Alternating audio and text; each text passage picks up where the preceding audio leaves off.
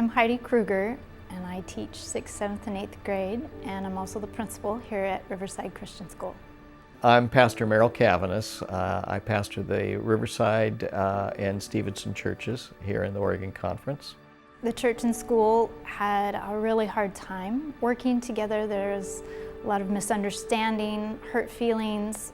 Over a period of 3 or 4 years, we were over $200,000 in debt to the conference, and the trust issues and the integrity between the different ministries of the church was even worse. The vision just wasn't there. Some people wanted to close the school, partly because of the debt, partly just simply because they were so suspicious of what had transpired in the past. Pathfinders over in one corner, there was the church in another corner, and then there was a school in another corner, and they all were very distrusting of one another, and I could see that there was really a fraction in the relationship of these ministries. There was a lot of hurt feelings.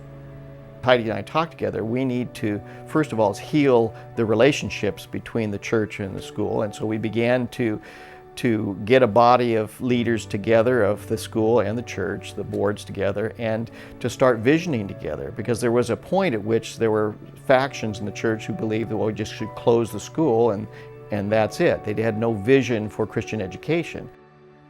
Attitudes began to change. People began to take ownership of the school in the church, that it was a church school rather than just a school over here that was an appendage or something. Now they were taking ownership and getting involved in that. And that's really what things began to turn around, is when they began to take ownership of the debt, because nobody wanted to take responsibility for it. Well, it's the school's problem, they need to pay for it. Or, no, the church is responsible because it's a church school. What if the school closes? Well, then the church is responsible for that debt.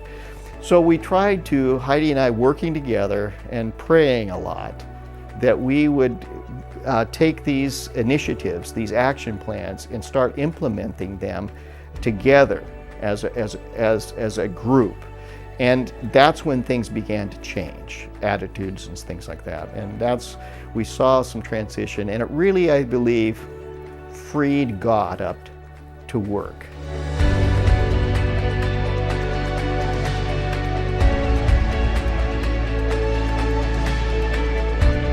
Somebody tells you that they're erasing $200,000 worth of debt, it's kind of hard to believe.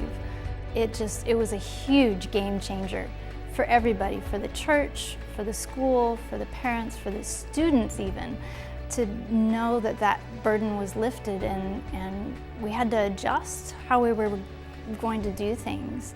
We love our kids, but God loves them more. And God was going to keep this place open, this school, because He knew that it was a way for these kids to know and give their hearts to Jesus. And that's really, as a pastor, that's where my heart is that these kids will grow and they will give their hearts and lives to Jesus. After having that debt removed, we could focus on what our job was as a school. And our job is to teach our students, to teach them about Christ, but also to teach them the skills and the information that they need. We got excited about enriching our curriculum, broadening what we were doing. As a result of attending the Exceed program at Loma Linda, we came back with tons of ideas of incorporating more STEM, and we knew that we had a campus that was conducive to outdoor education, but we didn't have a specific area. And when we came back, a non-church member had been busy clearing blackberries and a whole area that we didn't even know was accessible to us.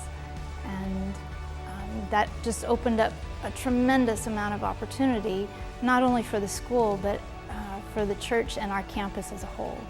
In our outdoor learning area, we have opportunity for the kids to learn the names of trees. They get to see hands-on what moss looks like growing and collecting it. They get to see animal footprints while they're out there.